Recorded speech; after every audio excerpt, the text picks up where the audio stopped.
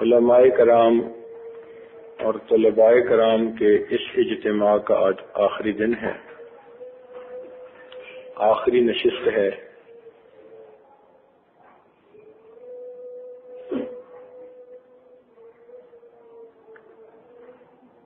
اصل مقصود تو دعا کرنا ہے، مگر دعا سے پہلے چند باتیں توبہ کے عنوان سے متعلق آپ کی خدمت میں پیش کرنی بھی ضروری۔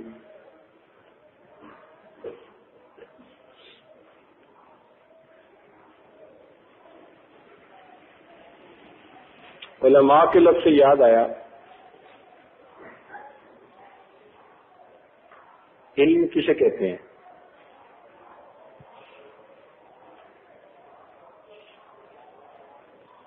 بتائیے۔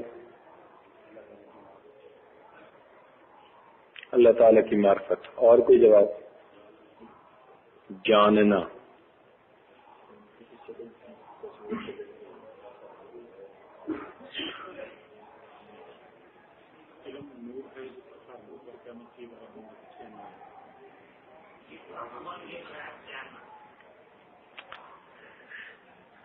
فرما رہے ہیں کہ علم وہ نور ہے جس کے حاصل ہونے کے بعد اس پر عمل کیے بغیر چین نہیں آتا۔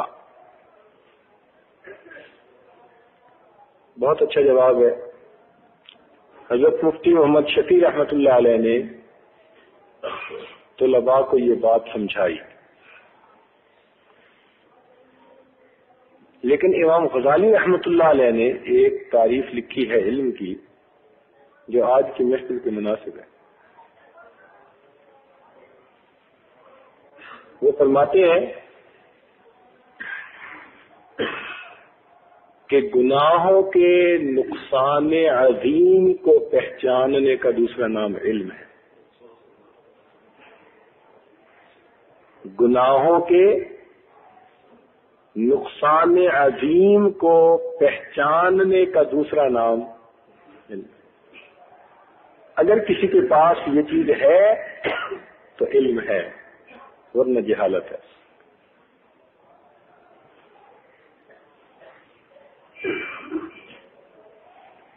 وہ بھی کیا علم ہوا کہ زبان عالم اور دل جاہل۔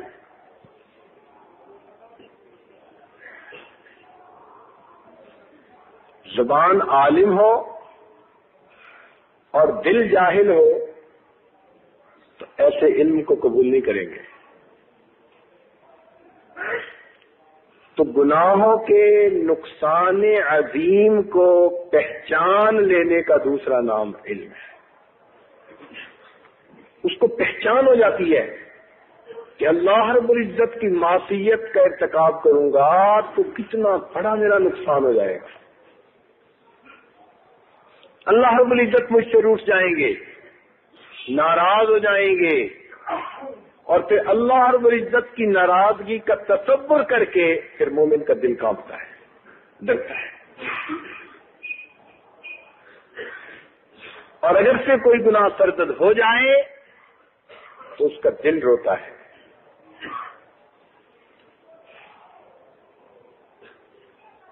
ندامت ہوتی ہے۔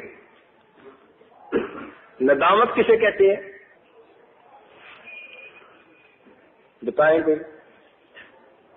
ہمارا تو درس کا سلسلہ ہی چلے گا۔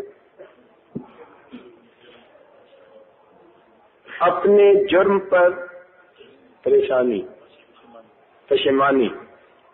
کوئی اور بتائیں؟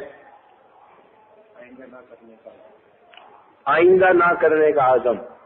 اور بتائیں؟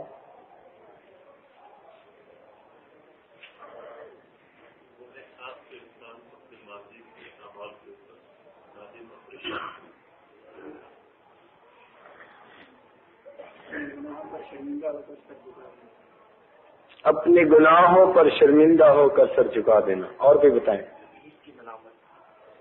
ضمیر کی ملامت۔ ماشاءاللہ، بہت اچھی جواب۔ فیصل؟ اپنے جرم کا اعتراف، معافی کی اپیل۔ بہت اچھے جواب دیے سب نے. سابقہ جرم پر ندامت، آئندہ نہ کرنے کا عزم بالجزم.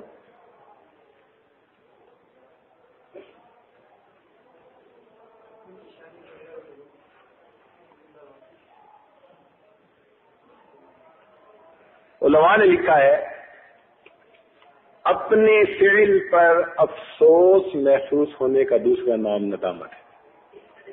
اپنے فعل پر کوئی بھی ہو، قولی ہو، عملی ہو، اپنے فعل پر افسوس محسوس ہونے کا دوسرا نام ندامت. سادہ لفظ کہ جب دل افسوس محسوس کرے میں نہ کرتا تو اچھا تھا، تو اس افسوس کا دوسرا نام ندامت ہے. گناہوں کے نقصان عظیم کو پہچاننے کا دوسرا نام علم ہے، اور اپنے فعل پر افسوس ہونے کا دوسرا نام ندامت.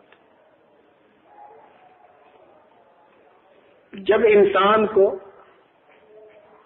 علم بھی حاصل ہو، ندامت بھی حاصل ہو،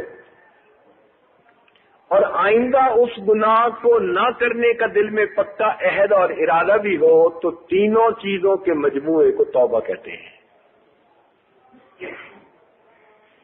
جب انسان کو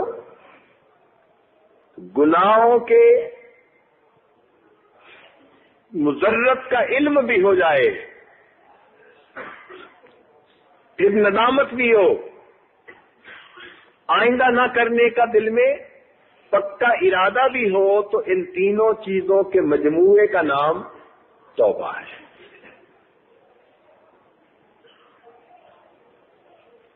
اللہ تعالیٰ ارشاد فرماتے ہیں انما التوبۃ علی اللہ للذین یعملون السوء بجہالۃ. اللہ تعالیٰ کے ذمہ ہے ان لوگوں کی توبہ کو قبول کرنا جنہوں نے جہالت کی وجہ سے گناہ کیے.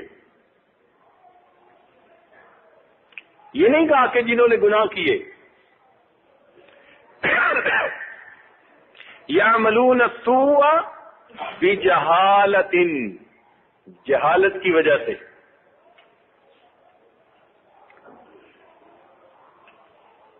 اب اس جہالت کے دو معنی، ایک تو وہ اپنی کم علمی کی وجہ سے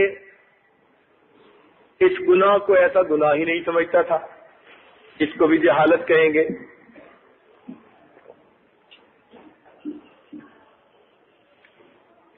اور دوسرا یہ کہ اس کی خواہشات نے اس کے عقل کے اوپر پردہ ڈال دیا تھا. اس کی خواہشات نے اس کی عقل پر پردہ ڈال دیا تھا. اس کیفیت کا نام بھی مفسرین نے جہالت لکھا ہے.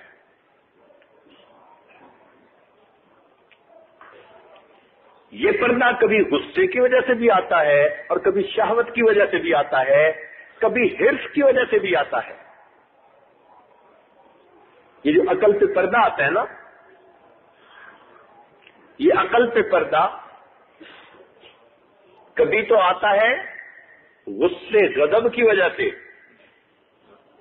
سمجھدار آدمی تھا، الجھ پڑا، غصے میں آ کر ایسی چوٹ لگائی کہ دوسرا آدمی مر گیا، کبیرہ کا مرتکب ہوا. کیوں؟ غصے نے عقل پہ پردہ ڈال دیا. غصے میں آ کے نیک بیوی کو، پرہیزگار بیوی کو کسی معمولی بات پر طلاق دے ڈالی.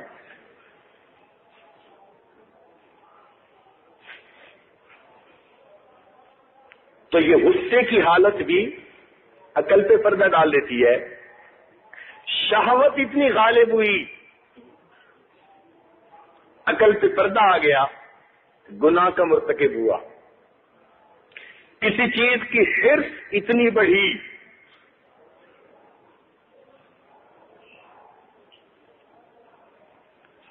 جیسے حابیل اور قابیل.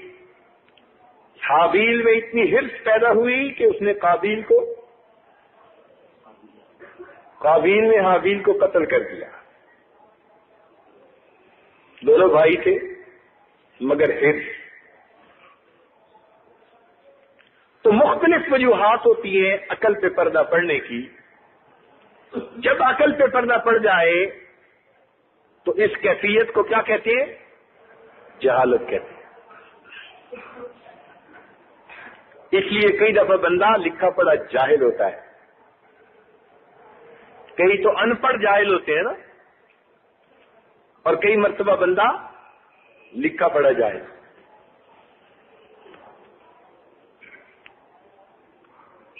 خواہش پرست، شہوت پرست، نفس پرست. افرأیت من اتخذ الہہ ہوا، کیا دیکھا آپ نے اسے جس نے اپنی خواہشات کو اپنا معبود بنا لیا؟ وعد اللہ علی علم. دیکھا قرآن عظیم الشان. اور اللہ نے علم کے باوجود اسے گمراہ کر دیا.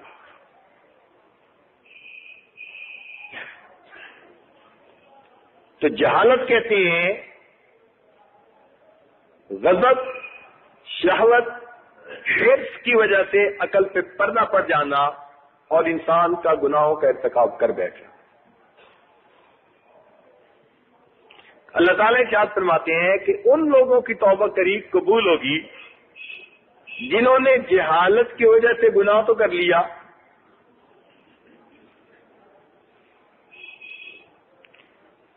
ثم یتوبون من قریب، پھر انہوں نے جلدی توبہ کر لی. اب من قریب کی تفسیر میں علماء نے لکھا کہ موت سے پہلے پہلے جو بھی توبہ کرے گا وہ قریب میں شامل ہوگی. تو گویا زندگی میں جس نے توبہ کر لی اس کی توبہ اللہ کے ہاں قبول ہوگی. اللہ تعالیٰ کے یہ ذمے ہے اس بندے کی توبہ کو قبول کر لے.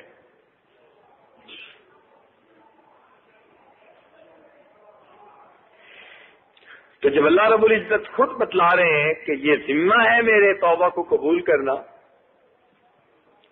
تو جب ہم اپنے گناہوں سے سچی توبہ کریں گے تو حسن ظن رکھیں کہ پروردگار عالم ہماری توبہ کو یقیناً قبول فرمائیں گے. ہماری شیطان کے ساتھ زندگی بھر کی جنگ ہے.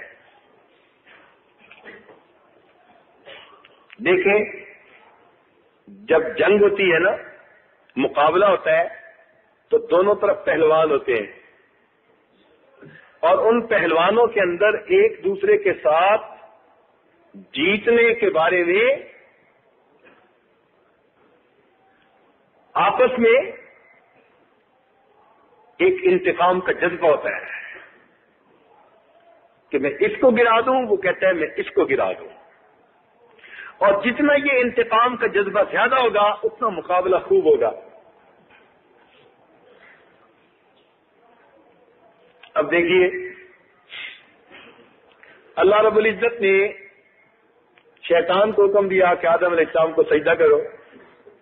ابا واستکبر، انکار کیا، تکبر کیا، وکان من الکافرین، کافرین میں سے ہو گیا. اللہ تعالیٰ نے ارشاد فرمایا فخرج منہا، دفعہ دور نکل جا یہاں سے.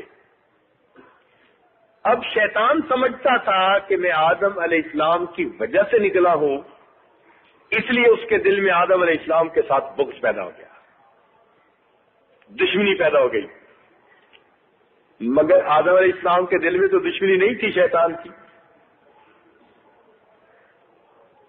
یہ تو شیطان کے دل میں دشمنی تھی نا آدم علیہ السلام کے بارے میں، ان کے دل میں تو دشمنی نہیں تھی. تو اللہ تعالیٰ نے اپنی حکمت سے ایک ایسا عمل کروا دیا کہ شیطان کے ورغلانے کہنے پر ان سے بھول ہوئی اور وہ گندم کا دانہ کھا بیٹھے، جس کی وجہ سے فرمایا اہبتو، اترو نیچے. اب آدم علیہ السلام کو جب شیطان کی وجہ سے جنت سے نکالا گیا تو ان کے دل میں بھی شیطان کے ساتھ نفرت آ گئی. اب دونوں کے دلوں میں جب ایک دوسرے کے خلاف عداوت ہے تو معلوم ہوا کہ یہ خوب ایک دوسرے کے ساتھ حق و باطل کی جنگ ہے۔ اب یہ نفرت جتنی زیادہ ہوگی نا شیطان سے، اتنا انسان گناہوں سے بچے گا۔ اسی لیے اللہ تعالیٰ بار بار تنبیہ فرما رہے ہیں، ان الشیطان لکم عدوا فاتخذوہ عدوا، یاد دہانی کروا رہے ہیں، پتا تھا یہ بھولنے والا ہے، نسیان کا مریض، تو بندوں کو یاد کروایا کہ تم بھول مت جانا، یہ شیطان تمہارا دشمن ہے، اسے دشمن سمجھ کے رہنا۔ اور ایک جگہ تو یہاں تک فرمایا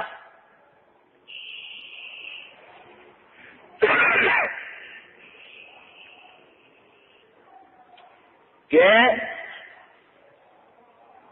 آدم کی اولاد تم نے میرے ساتھ وعدہ نہیں کیا تھا اللہ تعبد الشیطان کہ تم شیطان کی پیروی نہیں کرو گے، انہ لکم عدو مبین وان اعبدونی ھذا صراط مستقیم، اور تم اس میرے راستے کی پیروی کرو گے، یہ ہے سیدھا راستہ۔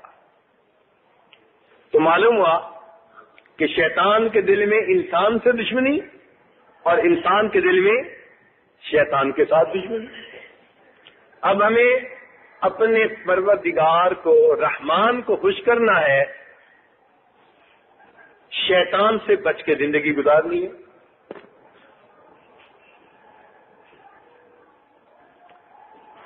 امام غزالی رحمۃ اللہ علیہ فرماتے ہیں، حدیث پاک میں آیا الندم توبۃ، کہ ندامت توبہ ہوتی ہے۔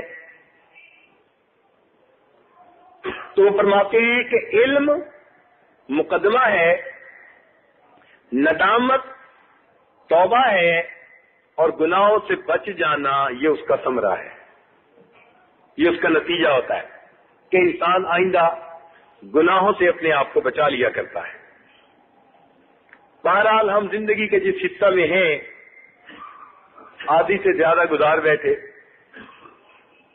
ابو سلیمان دارانی رحمت اللہ علیہ فرمایا کرتے تھے کہ اے دوست، اگر تو آئندہ کوئی بھی گناہ نہ کرے تو پہلی زندگی جو تو ضائع کر بیٹھا، اس زندگی کے گناہ تیری باقی ساری زندگی افسوس ندامت پر رونے سے کرنے میں کافی ہے۔ یعنی باقی ساری زندگی تو اگر اس پر روتا رہے کہ میں نے پہلی زندگی میں گناہ کیوں کیے، تو بھی یہی کافی ہے۔ آئندہ تو کوئی بھی گناہ نہ کرے تو پچھلے گناہ ہی کافی ہیں کہ تو بقیہ زندگی اس کے اوپر افسوس کرتا رہے۔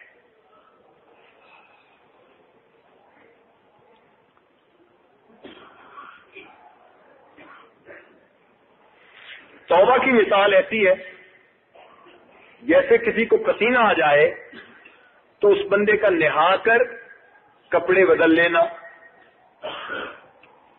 اب کوئی بندہ جس کو پسینہ آیا ہے وہ یہ نہیں سوچتا کہ جی میں نہاؤں گا، کپڑے بدلوں گا، پھر پسینہ آ جائے گا۔ ہر بندہ کہے گا بھائی پھر کسی دن پسینہ آ گیا تو پھر نہا لینا، کپڑے بدل لینا۔ تو ہمیں اگر گناہوں کا پسینہ آیا ہے، آج کی اس محفل میں ہم باطنی طور پر غسل کریں اور تقوی کی نئی پوشاک پہنیں۔ وَلِبَاسُ التَّقْوَىٰ ذَلِكَ خَيْرٌ، مصمم ارادہ ہو دل میں گناہوں سے بچ کر زندگی گزارنے کا۔ ایک آدمی نے کتاب لکھی اور اس کو عنوان بھی عجیب لکھا، جہنم سے پہلا خط۔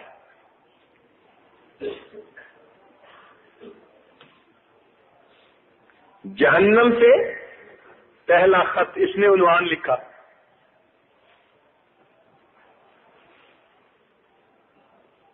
تو وہ لکھتا ہے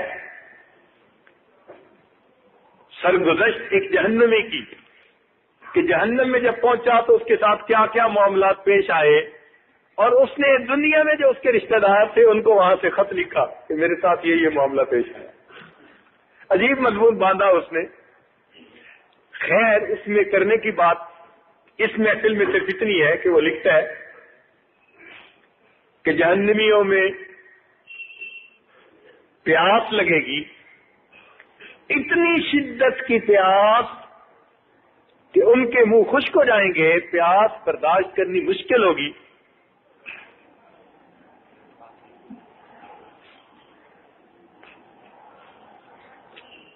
پیاس برداشت کرنی مشکل ہوگی.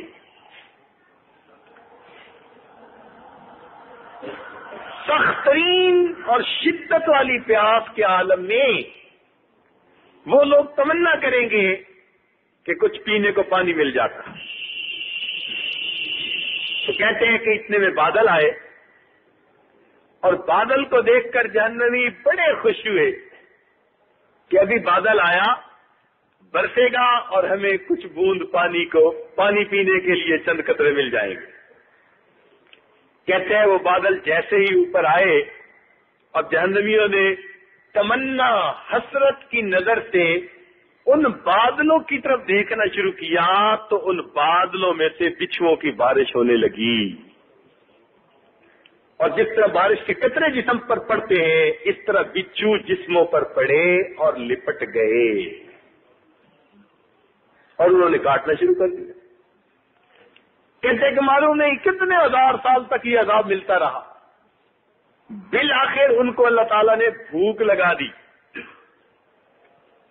اتنی بھوک کے برداشت کے باہر تمنا کرنے لگے کہ ہمیں کچھ کھانے کو مل جاتا.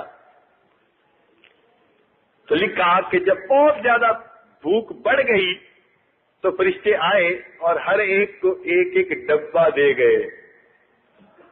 فوڈ پیک نہیں ملتا.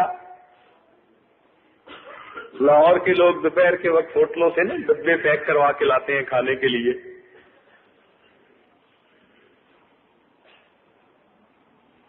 تو ہر ایک کو ایک ایک ڈبہ دے دیا. تو اس جہنمی نے جب اس ڈبے کو شوق سے کھولا کہ اس میں میرا کھانا آیا تو کہنے لگے جیسے ہی اس کا ڈھکنا اٹھایا اس کے اندر سے ایک کالا ناگ اوپر اٹھا اور اس بندے کو لپٹ گیا. اور ایک عجیب بات لکھی کہ کفار جب جہنم میں ہوں گے تو اللہ تعالیٰ ان کے نیک اعمال بھی لکھوائیں گے دنیا میں نیکی والے فرشتے کے ذریعے اور برے اعمال بھی لکھوائیں گے. قیامت کے دن ان کے نیک اعمال کو پیش تو کریں گے، سچ بولا، مخلوق خدا کے ساتھ بھلائی کی، کسی کی ضرورت پوری کر دی، اس قسم کے نیک کام. تو اللہ تعالیٰ قیامت کے دن ان کے نیک اعمال کو پیش تو فرمائیں گے مگر کہہ دیں گے فلا نقیم لہم یوم القیامت وزنا، ان کا وزن نہیں کیا جائے گا، یہ وہ سودا ہے جو کھوٹا ہے، ہم اسے قبول ہی نہیں کرتے. تو ان نیک اعمال کو دیکھ کر ان کافروں کے دل میں حسرت بڑھے گی. حسرات علیہ، ان کے دل میں حسرت بڑھے گی کاش کہ ہم اگر ایمان لائے ہوتے ان نیک اعمال کی وجہ سے ہم بھی جنت میں جانے والے بن جاتے. تو اللہ رب العزت کافروں کی حسرت اور ان کے غم کو بڑھانے کے لیے ان کے زندگی کے نیک اعمال ان کے سامنے پیش کر کے پھر اس کو ضائع فرما دیں.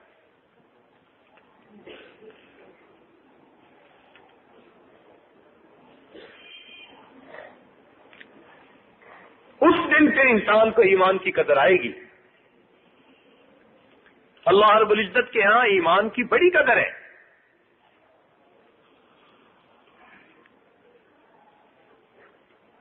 بلکہ ایک نہ ایک دن وہ آئے گا کہ گناہگار مومن جہنم سے نکالے جائیں گے.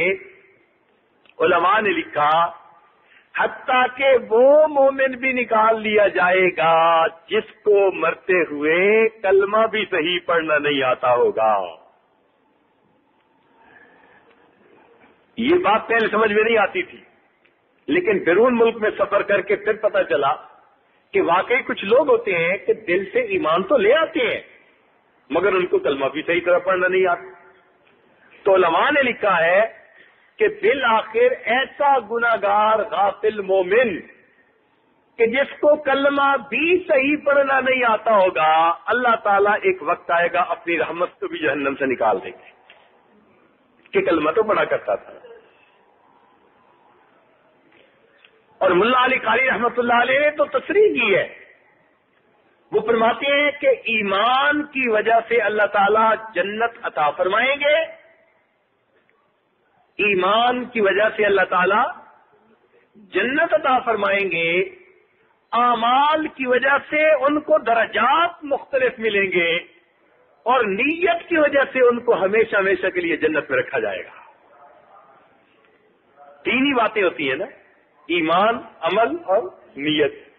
تو وہ فرماتے ہیں کہ قیامت کے دن ایمان پر اللہ تعالیٰ جنت دے دیں گے، لیکن جو درجات کا تفاوت ہے، وَلِكُلٍّ دَرَجَاتٍ مِّمَّا عَمِلُوا، ہر ایک کو اس کے عملوں کے بقدر درجات ملیں گے۔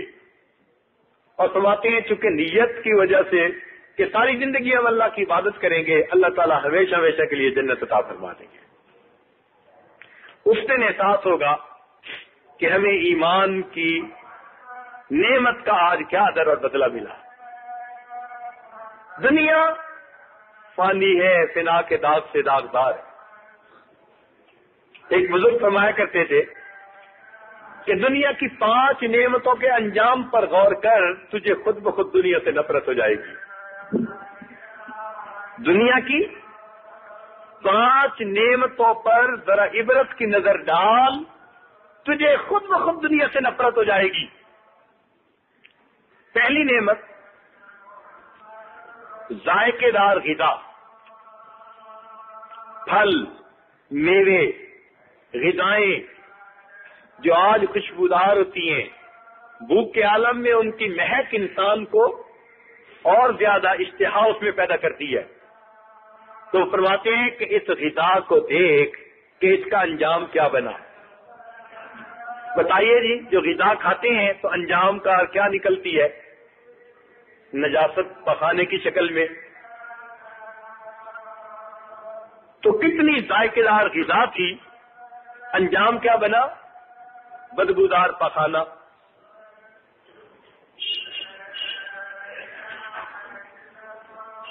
ایک بزرگ تھے، انہوں نے اپنے مرید سے کہا کہ دنیا کی بدترین چیز لے کے آؤ۔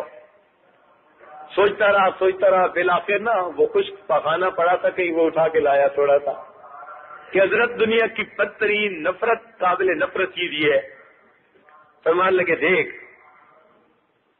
کہ یہ پہلے خوشبودار پھل تھی، ذائقے دار میوے تھی، اچھے اچھے غذائیں اور مرغن کھانے تھے، لیکن اے انسان تیرے تھوڑے دیر کے ساتھ نے ان خوشبودار چیزوں کو کتنا بدبودار بنا دیا۔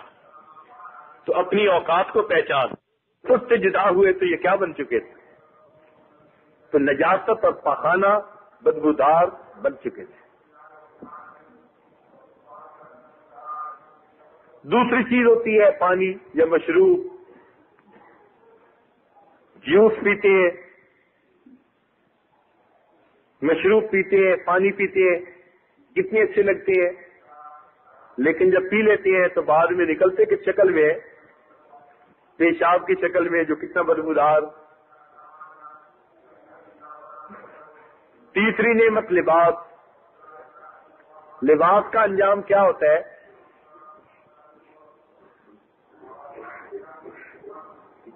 کیچڑے بن جاتے ہیں۔ جزاک اللہ۔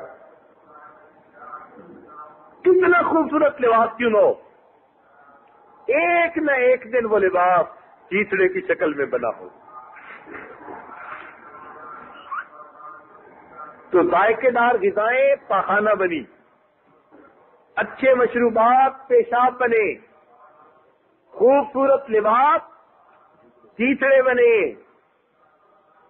اور عالی شان مکان کھنڈر بنے۔ عالی شان مکان کھنڈر بنے،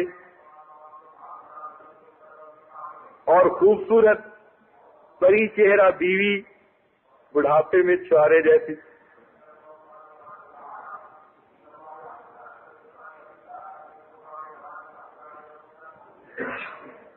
مولانا روم رحمت اللہ علیہ لکھتے ہیں کہ جس کے بال جوانی میں زلف فتنہ گر ہوتے ہیں، بڑھاپے میں اس کے بال دم خر کی مانند ہوتے ہیں۔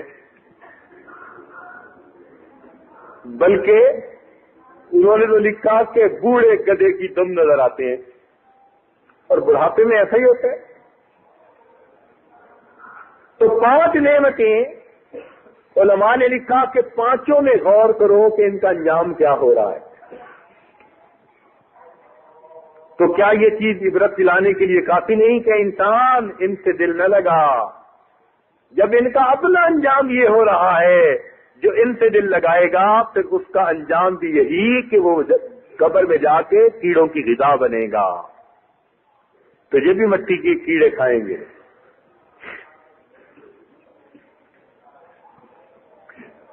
گناہ ہو جانا ممکن ہے، مگر توبہ کر کے فوراً اس گناہ سے معافی مانگنی چاہیے. علماء نے اس پر بھی بحث کی ہے کہ مومن آخر گناہ کیوں کرتا ہے،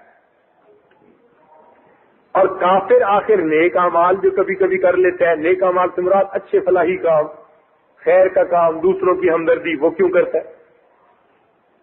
تو کوئی جواب دے سکتے ہیں کہ مومن گناہ کیوں کرتا ہے اور کافر نیک اعمال کیوں کبھی کبھی کر لیتا ہے؟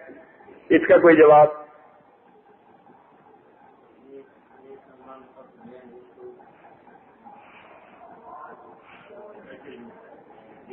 جی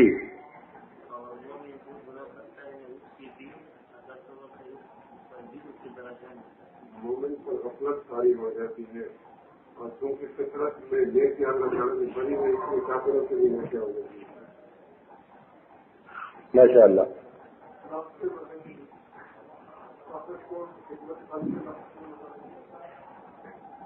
فیصل مسکرا رہے ہیں. گناہ انسان خواہشات نفسانی کی وجہ سے کرتا ہے، اور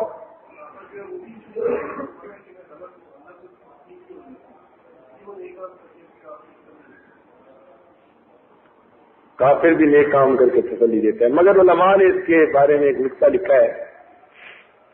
وہ فرماتے ہیں کہ چونکہ اولاد آدم علیہ السلام کی پشت میں ان کی ساری اولاد اکٹھی رہی، آدم علیہ السلام کی پشت میں ان کی ساری اولاد اکٹھی رہی، مومن اور کافر وہاں سب اکٹھے تھے، لہذا کافر کے قرب کی وجہ سے مومن سے کبھی کبھی گناہ دنیا میں ہو جاتا ہے، اور مومن کے قرب کی وجہ سے کافر سے کبھی کبھی دنیا میں نیکی سرزد ہو جاتی ہے.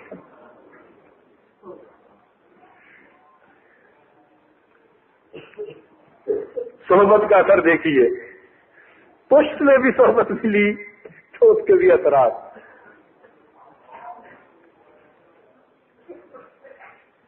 تاہم اللہ رب العزت نے ایمان والوں کے لیے جنت کو تیار کیا. دیکھیے انسان چلتا ہے نا تو اس کے قدم فاصلہ طے کرتے ہیں، لیکن اس کے قدم جتنا فاصلہ طے کرتے ہیں اس کی نظر اس سے بہت زیادہ فاصلہ طے کرتی ہے.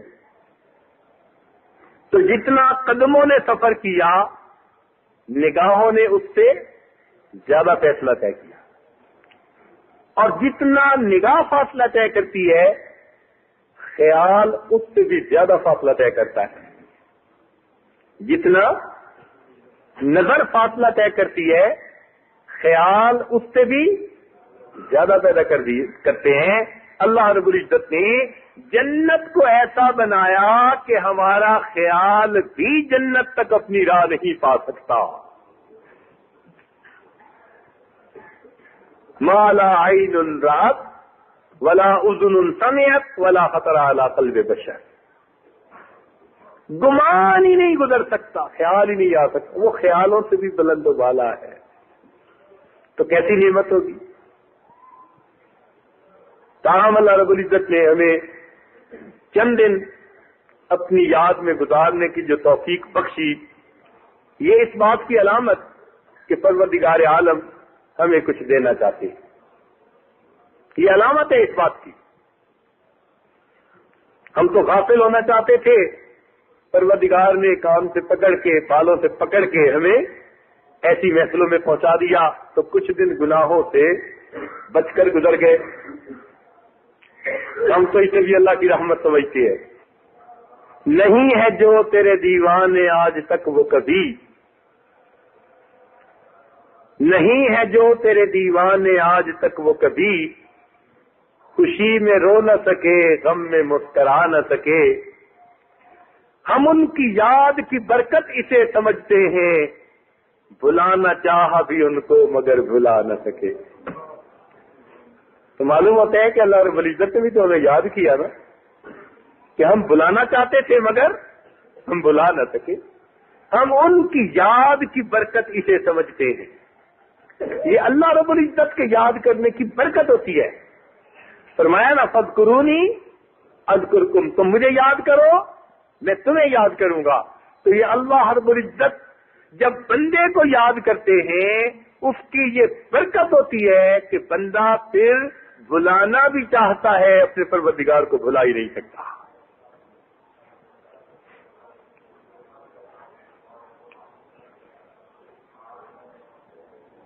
اور جب انسان گناہ کرتے ہیں اللہ تعالیٰ کی طرف سے انسان پر غصہ کیا جاتا ہے، فرشتے اس پر لعنت برساتے ہیں. اچھا یہ لعنت کا لفظ قرآن پاک میں بھی کئی جگہ، جھوٹوں پر اللہ کی لعنت، فلاں پر اللہ کی لعنت، بے پردہ عورت بازار نکلے جب تک واپس گھر نہ آئے فرشتے لعنت پر بھیجتے ہیں. اس لعنت کا کیا مطلب؟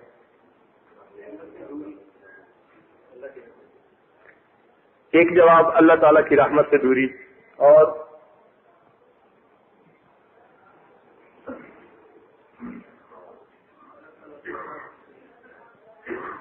اللہ تعالیٰ کی عذاب کے قریب دوسرا جواب. اور بتائیے اللہ تعالیٰ کے غصے کی علامت. اور بتائیے اللہ تعالیٰ کے غصے کی سٹکا. اور بتائیے توفیق کا چھن جانا. کمال کا آپ نے کمال کا جواب دیا ماشاء اللہ. اور بتائیے اللہ تعالیٰ کی دوری. اچھا جواب ہے. اور بتائیے اللہ تعالیٰ اپنی یاد سے غافل کر دیتے ہیں. جی اس لیے لفظ لفظ سمجھنا پڑتا ہے.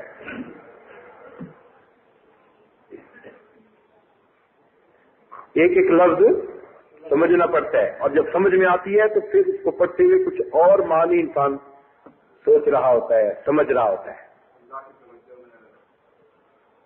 اللہ تعالیٰ کی توجہ میں نہ رہنا. علماء نے لکھا ہے لعنت جب اللہ تعالیٰ کی طرف سے برستی ہے تو اس کا کیا مطلب یہ نہیں ہوتا کہ بھئی اب اس کے پاس رزق کی کمی ہو جائے گی، صحت خراب ہو جائے گی، آج کے بعد کھانا ہضم نہیں ہوگا، رات کی نیند اڑ جائے گی. نہیں، گناہوں میں پڑنے والے تو زیادہ کئی دفعہ کھلے رزق میں ہوتے ہیں، زیادہ عیاشیاں کر رہے ہوتے ہیں، زیادہ موج میلے میں وقت گزار رہے ہوتے ہیں.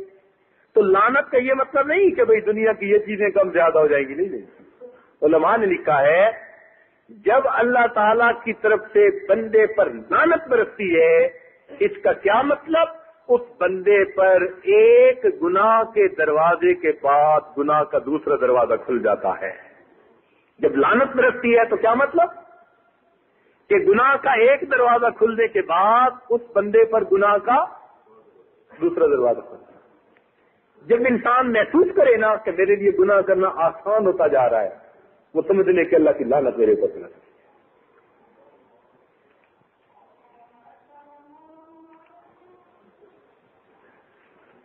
اب آپ کے ہاتھ میں ایک پیمانہ آ گیا دیکھنے کا کہ ہمارے اوپر رحمت برس رہی ہے یا لعنت برس رہی ہے. رحمت برسے گی نیکی کے ایک دروازے کے بعد نیکی کا دوسرا دروازہ کھل جائے گا، اور اگر لعنت برسے گی تو گناہ کے ایک دروازے کے بعد گناہ کا دوسرا دروازہ کھل جائے گا. تو اللہ رب العزت نے جو ہمیں یہاں مل بیٹھنے کی توفیق بخشی یہ اللہ رب العزت کی رحمت کی نشانی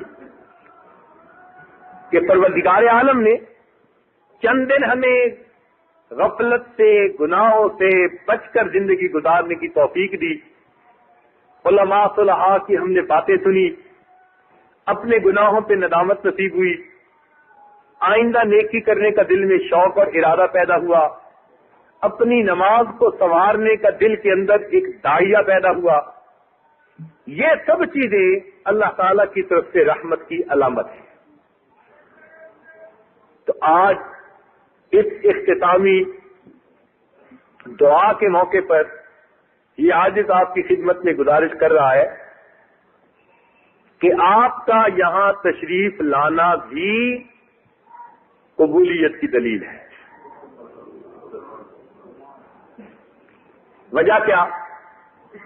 وجہ یہ کہ اگر کوئی شریف آدمی کسی مزدور کو گھر لائے تو جب مزدور کام کرتا ہے تو شریف آدمی کا جی نہیں چاہتا کہ شام کو اس کو مزدوری دیے بغیر خالی بھیجے۔ تو جس انسان کے اندر حسد بھی ہے، بغض بھی ہے، کینہ بھی ہے، 100 طرح کی بیماریاں ہیں، اس کمزور انسان کا دل نہیں چاہتا کہ مزدوری کرنے والے مزدور کی مزدوری کو روک لے، تو اس پروردگار کے بارے میں کیا سوچنا؟ لہو مخالید السماوات والارض، آسمان اور زمین کے خزانوں کی کنجیاں جس کے ہاتھوں میں ہیں، اگر آپ نے 10 دن اللہ کی عبادت کی، اس کے در پر رہ کر اس کی مزدوری کی، تو کیا وہ پروردگار آپ کو خالی ہاتھ واپس لوٹا دے گا؟ جو پروردگار اتنا قریب ہے، اپنے کمزور بندوں سے کہتا ہے کہ مزدور کی مزدوری اس کے پسینے کے خشک ہونے سے پہلے ادا کر دو، تو جب خود دینے کا وقت آئے گا تو کیا پروردگار مزدوری ادا نہیں کریں گے؟ اس لیے آپ کا یہاں آنا ہی قبولیت کی علامت۔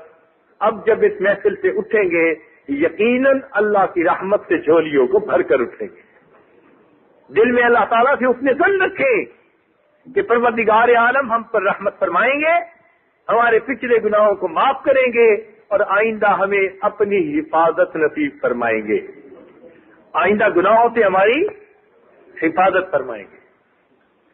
تو جب انسان یہ دل میں سوچے گا اور یہ ارادہ لے گا تو پھر آئندہ معاملات کرنے بھی آسان، تقوی پرہیزگاری کی زندگی گزارنی بھی آسان ہو جائے گی۔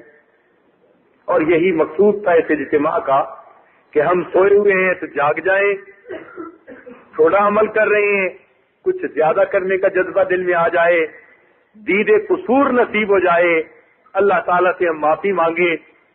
ایک آدمی توبہ کرے، اللہ تعالیٰ چاہے تو قبول کرے اور چاہے تو نہ کرے، لیکن جب سب مل کر توبہ کریں گے تو پروردگار عالم یقیناً مہربانی فرمائیں گے۔ آپ خود سوچئے نا کہ باپ سے ایک بچہ کوئی چیز مانگے تو ہو سکتا ہے کہ وہ انکار کر دے، لیکن اگر سارے بچے اکٹھے ہو کے آ جائیں ابو ہمیں فلاں چیز چاہیے اور وہ بھی معمولی سی، تو باپ سب بچوں کو تو انکار نہیں کر سکتا۔ اگر ایک گھر میں باپ چند بچوں کو انکار نہیں کر سکتا تو پروردگار عالم کے اتنے بندے جب اللہ تعالیٰ کے سامنے دامن پھیلائیں گے اور اللہ سے معافی مانگیں گے تو پروردگار جو کریم ہے، منان ہے، حنان ہے، وہ پروردگار پھر ان کی توبہ کو کیوں نہیں قبول فرمائیں گے؟ لہذا آج اس وقت میں اللہ تعالیٰ سے مانگنے کی ضرورت ہے۔ آپ یوں سمجھ لیجئے کہ مزدور نے تو مزدوری کی، لیکن کئی ایسے مالک ہوتے ہیں کہ جو اسی سے پوچھتے ہیں اچھا بھائی کتنے چاہیے؟ ہوتا ہے نا ایسے، بجلی ٹھیک کرنے والا آیا اور جاتے ہوئے کہتا ہے جی کہ کچھ دے دیجئے، تو کئی کھلے رزق والے کہتے ہیں اچھا پوچھو کتنے پیسے اس کو دینے ہیں، اسی سے پوچھتے ہیں کہ آپ بتا دو، خود نہیں کہ بھئی کہیں تھوڑے نہ ہو جائے، اسی سے پوچھتے ہیں کہ بتا دو کتنے چاہیے، وہ کہتے ہیں جی جو مرضی دے دیں، کہتے نہیں نہیں بتا دو صحیح آخر کتنے چاہیے۔ تو اگر انسان مزدور سے پوچھتا ہے کہ تو دنوں میں بھی میری یاد کی، راتوں نے بھی میرے سامنے سر اپنے سجدے میں ڈالے رکھے، اب بندو بتاؤ جانے سے پہلے مجھ سے کیا چاہتے ہو؟ کیا چاہتے ہو؟ اب جب ہمارا بتانے کا وقت آیا تو پھر ہم تھوڑا کیوں بتائیں؟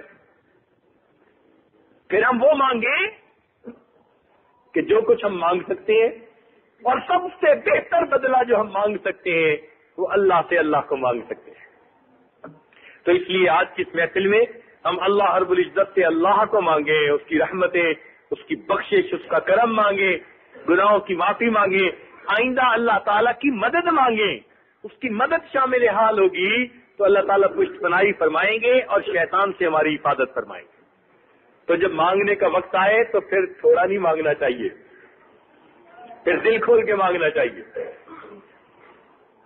تو آج دعا مانگیں گے. اس دعا میں اپنی انفرادی پریشانیاں، اجتماعی پریشانیاں، جو کچھ آپ محسوس کرتے ہیں ان سے اللہ تعالیٰ سے معافی مانگیے اور اللہ تعالیٰ کی نعمتیں زیادہ سے زیادہ مانگیے. جتنا مانگ سکتے ہیں اتنا مانگیے. یہ بات ذہن میں رکھنا کہ مانگنے والوں کے دامن چھوٹے ہیں، اللہ تعالیٰ کی رحمت کے خزانے بہت زیادہ ہیں، بہت زیادہ ہے. اور کریم آقا وہ ہے جو دے کے خوش ہوتا ہے، جو لٹا کے خوش ہوتا ہے. جتنا زیادہ اس سے مانگا جائے وہ اس بندے سے اتنا زیادہ خوش ہوتا ہے. اس لیے دل کی گہرائیوں سے مانگیے. آج دوست کہتے ہیں جی اللہ تعالیٰ تو سنتا نہیں. میرے دوستو، اللہ تعالیٰ تو سنتا ہے مگر مانگنے والوں کے دل گنگے ہوتے ہیں. مانگنے والوں کے دل گنگے ہوتے ہیں. اگر دل بولنا شروع کر دیں تو اللہ تعالیٰ پھر ان کی دعا ان کو عطا فرما دیں.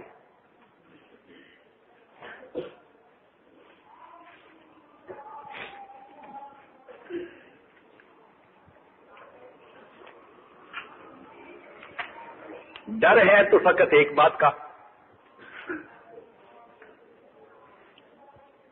کہ اب یہاں سے جب واپس جائیں گے تو کہیں غافلین کے ساتھ پھر نہ تعلق جوڑ لیں. یہ جو غافلوں کی صحبت ہوتی ہے نا، یہ بندے کو بالکل گرا دیتی ہے. گناہ والے ماحول میں نہ پھنس جائیں، لہذا اس کی بہت احتیاط کرنے کی ضرورت ہے. ایسا نہ ہو کہ آ کے نہائے اور واپس جا کر گناہوں کی دلدل میں پھر پھنس جائے. تو پھر تو ہمارا حال وہی ہو گیا نا کہ جو بڑھیا کا تھا، جو سود کاٹتی رہی تھی ساری عمر، اور جب آخری وقت آیا تھا کلتی نقدت غزلہا من بعد قوت انکا، اپنے ہاتھوں سے وہ کاٹا ہوا سود اس نے ضائع کر دیا. اللہ تعالیٰ نے جو عمل کرنے کی توفیق بخشی، اب اس عمل کو ہم اپنا سرمایہ بنائیں اور اللہ تعالیٰ سے خوب مانگے پروردگار ہمیں اٹھنے سے پہلے اپنی رحمتیں عطا فرما دے. جو دل کی امیدیں ہیں اللہ تعالیٰ ان کو پوری فرما دے. وآخر دعوانا ان الحمد للہ رب العالمین.